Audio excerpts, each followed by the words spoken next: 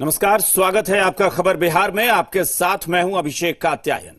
चुनावी मौसम है और इस मौसम में तमाम माननीय अपने अपने इलाकों का दौरा कर रहे हैं, जनता के बीच पहुंच रहे हैं। लेकिन अब वही जनता उनसे कामकाज का हिसाब मांग रही है, सवाल पूछ रही है कि 15 साल में आपने क्या किया।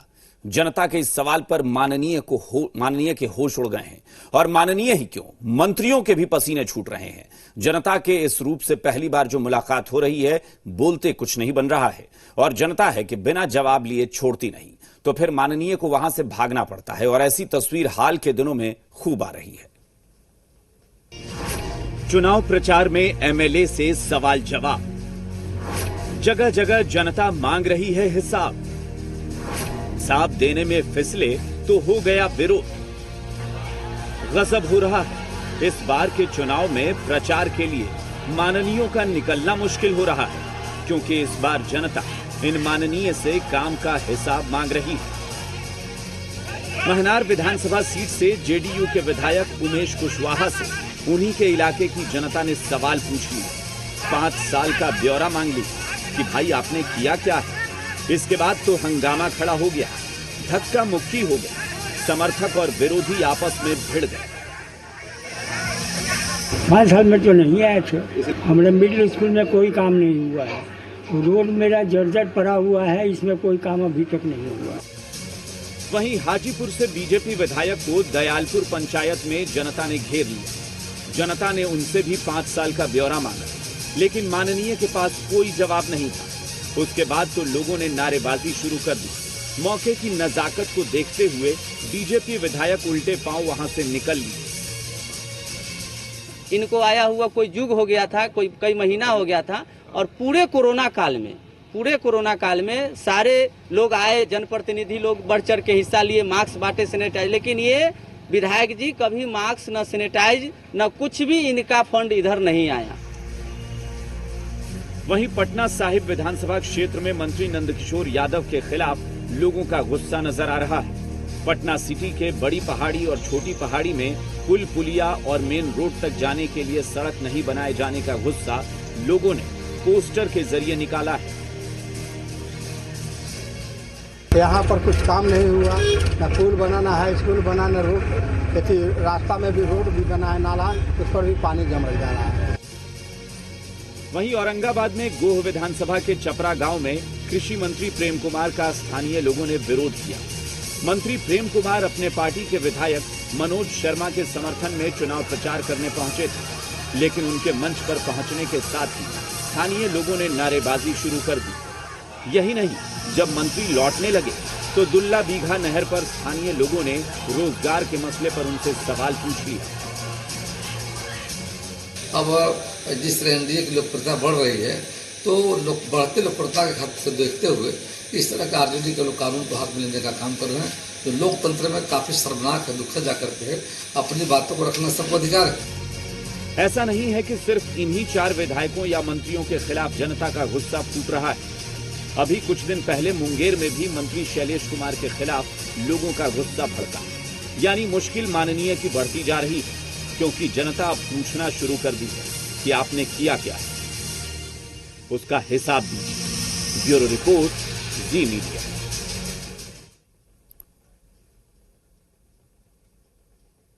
बिहार चुनाव को लेकर प्रधानमंत्री नरेंद्र मोदी लगातार सौगातों की बारिश कर रहे हैं, और अभी तक 3 किश्त में सौगात दे चुके हैं।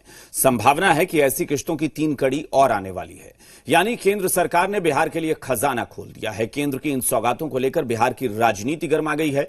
विपक्ष को लगता है कि केंद्र सरकार सिर्फ ऐलान ही कर रही है, हकीकत में मिलता कुछ नहीं है। लेकिन विपक्ष के आरोपों को सत्ता पक्ष सीधे खारिज कर रहा है, और दावा किया जा रहा है कि केंद्र और राज्य की सरकार मिलकर विकास के नए आयाम गढ़ रही है। केंद्र ने बिहार के लिए खोला खजाना, बिहार पर किस्तों में सौगातों की बारिश, पीएम मोदी के तोहफों पर सियासी घमासान। चुनाव की तारीखों के ऐलान से पहले बिहार को किस्तों में सौगात दी जा रही है। इसके लिए केंद्र सरकार ने खजाना खोल दिया है।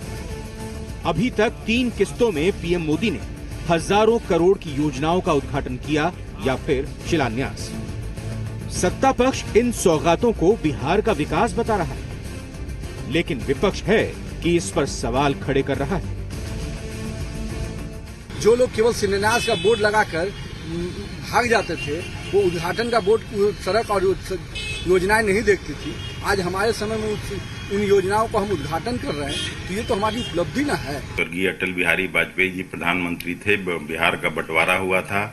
उस समय भी बिहार को 1,79,000 करोड़ रुपए का पैकेज देने की बात की गई थी, बिहार को पंजाब और हरियाणा बनाने की बात की गई थी, लेकिन ये सब छलावा साबित हुआ है और इस बार बिहार की जनता अच्छी तरह से समझ चुकी है। दरअसल बीजेपी राज्य से ज्यादा केंद्र के कामों को गिनवा रही है। इसकी अगुवाई खुद पीएम मोदी कर रहे हैं। उसे इस तरह से समझा जा सकता है कि पीएम मोदी बिहार चुनाव को लेकर काफी गंभीर हैं। इसका अंदाजा आप उनके लगातार हो रहे वर्चुअल कार्यक्रम से लगा सकते हैं। पिछले 5 दिनों में वो छोटी छोटी परियोजनाओं के उद्घाटन के नाम पर अब तक 3 वर्चुअल कार्यक्रम कर चुके हैं, जबकि अगले 7 दिनों में वो 3 और ऐसे कार्यक्रम करने वाले हैं।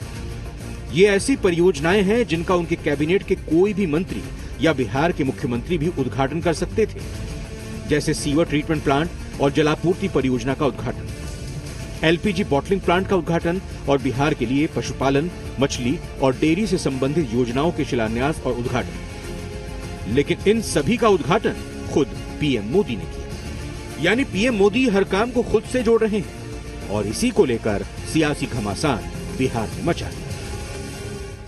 माननीय मुख्यमंत्री श्री नीतीश कुमार जी और प्रधानमंत्री जी दोनों में अच्छा तालमेल है और इस राज्य के विकास का जो सपना माननीय मुख्यमंत्री श्री नीतीश कुमार जी ने देखा है, उस सपने को पूरा करने में प्रधानमंत्री जी का बहुत योगदान मिल रहा है। तो ये प्रधानमंत्री जी का घोषणा खोदा पहाड़ और निकली चूहिया के बराबर है। ये घोषणा से बिहार की जनता नहीं, बिहार की जनता मन बना चुकी है कि हम नीतीश कुमार जी को हटाएंगे। पीएम मोदी के लिए बिहार चुनाव अहम है, क्योंकि लॉकडाउन के बाद पहली बार चुनाव होगा जिसमें केंद्र से लेकर राज्य सरकार के कामों को मुद्दा बनाया जाएगा। कामगारों के पलायन का सवाल उठेगा, तो इन सवालों के काट के लिए सौगातों की बारिश हो रही है। अब इसका फायदा कितना मिलता है, ये तो जनता तय करेगी। दिल्ली से नेहा के साथ नवजीत, जी मीडिया, पटना।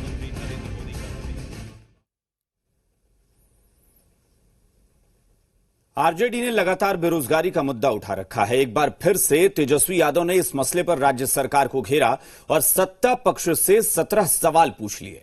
इन 17 सवालों में ज्यादातर बेरोजगारी से जुड़े सवाल हैं। उधर आरजेडी ने बेरोजगारी को लेकर जो पोर्टल बनाया है, उसमें पिछले 9 दिनों में 5 लाख लोगों ने अपना सीवी भेजा है। यानी कहें तो आरजेडी ने पूरी तरह से बेरोजगारी के मसले को चुनावी रण में उतार दिया है। तेजस्वी के इस रणनीति पर सत्ता पक्ष ने पलटवार किया और आरोप लगाया कि तेजस्वी युवाओं को गुमराह कर रहे हैं।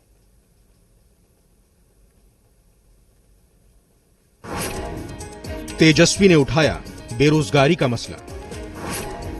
सीएम नीतीश कुमार से पूछे 17 सवाल। तेजस्वी पर जेडीयू ने किया पलटवार। आरजेडी ने तय कर लिया है कि बेरोजगारी के मसले पर वो चुनावी दंगल में जाएगी, लिहाजा तेजस्वी उसी रणनीति के सहारे सत्ता को घेर रहे हैं। एक बार फिर से बेरोजगारी के मसले पर तेजस्वी ने सत्ता से 17 सवाल पूछ डाले, जिससे जेडीयू तिलमिला गई है। अब तेजस्वी जी का फोटो पे आप पड़ गए पीछे, तो आप ये 7 करोड़ को जो बेरोजगार युवा है उसको कैसे रोजगार देंगे? जो विभाग में पद जो रिक्तियां खाली है उसको कैसे आप भरेंगे? उस पर क्वेश्चन का जवाब दीजिए ना। हम नेता को और पूरे बिहार के युवाओं की तरफ से मैं दिल से धन्यवाद देना चाहता हूं अपने तेजस्वी प्रसाद यादव जी को, जिन्होंने वाकई में क्वेश्चन सही किया है सरकार से। बिहार के भोले भाले नौजवानों को बरगलाने के लिए उन्होंने बेरोजगारी के सवाल पर एक पोर्टल जारी किया, लेकिन बड़ा सवाल यह है कि क्या आप कभी सत्ता में आ पाएंगे? तेजस्वी ने जो सवाल पूछे हैं वो सभी रोजगार के मसले पर हैं। मसलन, देश में सबसे अधिक बेरोजगारी बिहार में क्यों है? 15 वर्षों की एनडीए सरकार बताए कि बिहार में आईटी कंपनियां क्यों नहीं बुलाई गई, क्यों नहीं आई और क्यों नहीं आ सकती?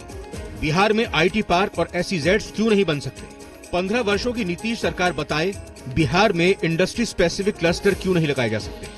15 वर्षों की सरकार नियुक्ति, भर्ती परीक्षा और प्रक्रिया को पारदर्शी और नियमित क्यों नहीं करती?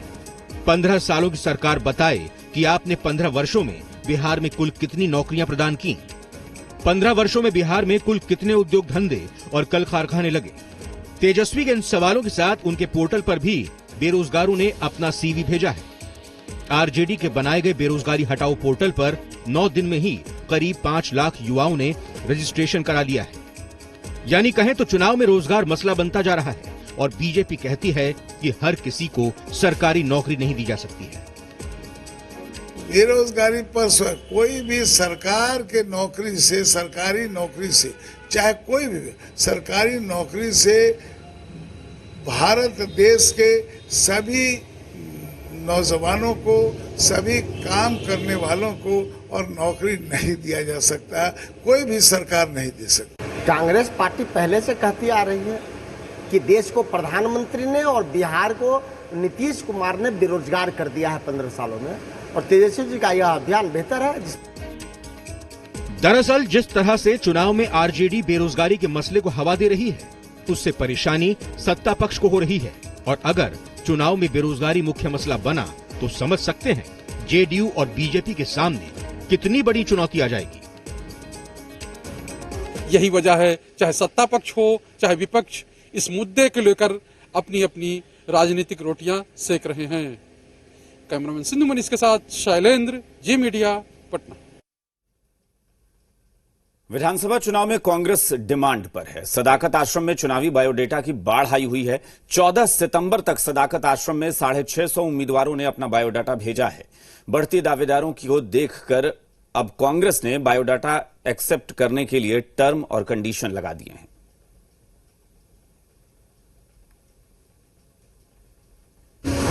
सदाकत आश्रम में बायोडाटा की बाढ़, उम्मीद से ज्यादा उम्मीदवारों के आवेदन, उम्मीदवारों पर कांग्रेस का टर्म एंड कंडीशन। उम्मीद से ज्यादा कांग्रेस को उम्मीदवार मिल रहे हैं। जी हां, कांग्रेस मुख्यालय सदाकत आश्रम में उम्मीदवारों की बाढ़ आई हुई है। 14 सितंबर तक करीब 650 उम्मीदवारों ने अपना बायोडाटा सौंपा है। इस वक्त हम लोग सदाकत आश्रम है और थोड़ी सी तस्वीर आपको दिखाना चाहते हैं। इस वक्त हमारे पास बहुत सारे बायोडाटा हैं। आप देखिए सदाकत आश्रम में हर जगह इस तरह के बायोडाटा आपको देखने को मिलेंगे और जो जानकारी मिल रही है उसके मुताबिक 14 तारीख तक यानी आज तक 650 बायोडाटा अलग अलग विधानसभा क्षेत्रों से दिए जा चुके हैं। बायोडाटा ये कुछ दिनों का बायोडाटा है। अगर आप तमाम बायोडाटा देखें तो कई बायोडाटा इस प्रकार से सैकड़ों में गोयल जी के पास जा चुका है, क्योंकि जो आता है शॉर्टलिस्ट करके भेजा जाता है। तो बायोडाटा तो काफ़ी है। इसका जनता के अपील कांग्रेस के प्रति काफ़ी है, उत्साह काफ़ी है। भारी संख्या में दावेदारों के पहुंचने से कांग्रेस उत्साहित है। कांग्रेस को लगता है कि चुनाव में जनता को उनसे उम्मीदें हैं, लेकिन इतनी बड़ी तादाद में दावेदारी ने कांग्रेस की परेशानी बढ़ा दी है। इसके बाद अब बायोडाटा एक्सेप्ट करने के लिए टर्म एंड कंडीशन लगा दिया गया है। हमारे सभी जिला में पर्यवेक्षक भी गए हुए हैं, जिला अध्यक्ष भी हैं, जो मेरा यूनिट है वहाँ से भी नाम मंगवा रहे हैं, पर्यवेक्षक भी नाम ला रहे हैं। हम लोग सब हमारे केंद्रीय टीम के द्वारा सर्वे भी कराया जा रहा है और जनता से संवाद के लिए आप देख ही रहे हैं जो महासम्मेलन भी चल रहा है। तो हम लोग का प्रोसेस जो है वो अपने गति से चल रहा है। टिकट दावेदारों की बढ़ती संख्या से कांग्रेस भले उत्साहित नजर आ रही हो, लेकिन सवाल वोट बैंक का है। क्या ये डिमांड जमीन पर वोट दिलाने में कामयाब होंगे, सबसे बड़ा सवाल है। आशुतोष चंद्रा, जी मीडिया, पटना।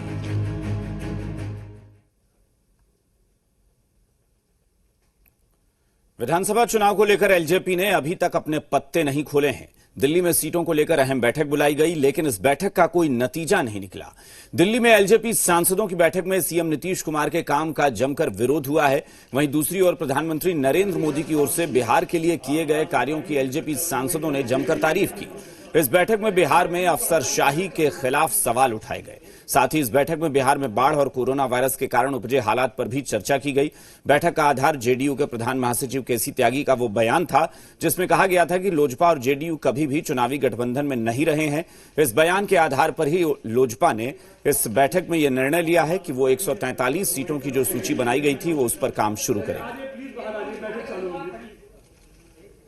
लोजपा सांसद चंदन सिंह हमारे साथ जुड़े हुए हैं। अभी बैठक खत्म हुई है और बैठक में किन खास मुद्दों पे चर्चा हुई है। जिस तरीके से प्रदेश अध्यक्ष जी से हमारी बात हो रही थी, दोबारा से 143 सीट को लेकर चर्चा हुई है और पार्लियामेंट्री बोर्ड को एक बार फिर से निर्देश दिया गया है कि इन सीटों पे आप तैयारी शुरू कर दें। देखिए, अभी हमारे जो सीट है 143 सीट जो किया गया है उस पर तो मतलब सारे पार्टी जैसे तैयारी करे, जैसे त्यागी जी बोले हैं, कैसी त्यागी जदयू के आप लोग सुने ही बोले कि लोक जनशक्ति पार्टी हमारे गठबंधन में नहीं है, तो उसी हिसाब से उनको हम लोग धन्यवाद दिए और हम लोग अपना तैयारी कर रहे हैं आगे के।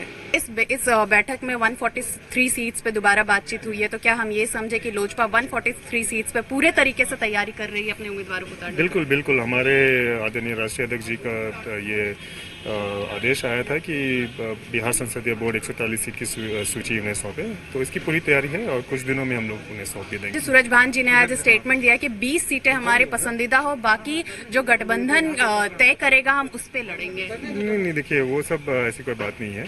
हम लोग की तैयारी तो पूरी की पूरी 243 सीटों पे है।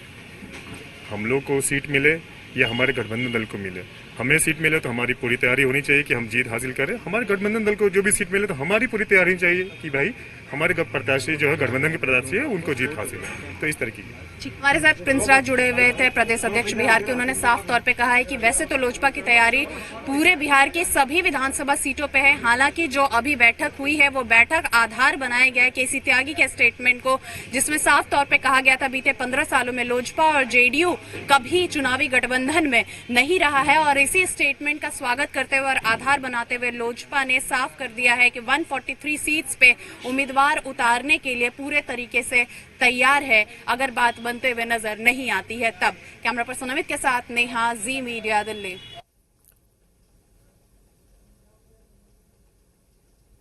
एक तरफ माया नगरी में नशे के कारोबार पर नकेल कसने में नारकोटिक्स कंट्रोल ब्यूरो जुटा हुआ है, दूसरी तरफ मुंबई में नशे के कारोबार में रोज नए किरदार सामने आ रहे हैं।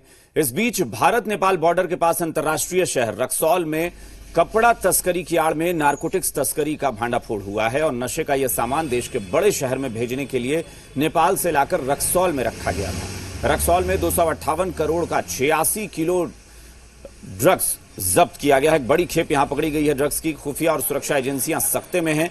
रक्सौल कस्टम को गुप्त सूचना मिली थी कि रक्सौल बॉर्डर के पास प्रेमनगर मोहल्ले में तस्करी के लिए कपड़ा जमा किया गया है। सूचना पर कस्टम और एसएसबी ने प्रेमनगर के एक घर में ज्वाइंट ऑपरेशन में सर्चिंग शुरू की तो 19 बंडल कपड़े यहां जब्त किए गए हैं, लेकिन कस्टम की टीम ने जब बोरियों को खोला तो जांच की, वहां मौजूद अधिकारी दंग रह गए। जांच में 16 बोरियों में कपड़े और 3 बोरियों में पैकेट मिले थे जो प्रतिबंधित नशे का सामान था। जब्त नारकोटिक्स का वजन करीब 86 किलो बताया जा रहा है और ब्राउन शुगर बताया जा रहा है। ये इसे से जांच के लिए भेजा जा रहा है। एसएसबी के मुताबिक ब्राउन शुगर का इंटरनेशनल जो मार्केट में कीमत उसकी है लगभग 3 करोड़ रुपए प्रति किलो है। इस हिसाब से जब्त नशे के सामान का अंतर्राष्ट्रीय बाजार मूल्य 258 करोड़ रुपए है। कस्टम उपायुक्त आशुतोष कुमार सिंह ने नारकोटिक्स के बारे में भारतीय वैल्यू 25 करोड़ के आसपास बताई है। इस मामले में किसी की गिरफ्तारी अभी नहीं हुई है। टीम बनाकर मामले की जांच चल रही है। सिरसवा नदी के किनारे प्रेमनगर बस्ती के पास कुछ ऐसे कंट्राबेंड्स गुड्स मिले जिसको हम लोगों ने सीज किया। सीज करने के बाद हम लोग उधर मूव किए और कि कुछ और भी कोई पदार्थ आसपास तो नहीं है, तो उसमें नारकोटिक सब्सटेंसेस के 2-3 बोरी प्राप्त हुए। उसको आकर के हम लोग देखें तो उसमें नारकोटिक सब्सटेंसेस मिले और उसकी जांच चल रही है।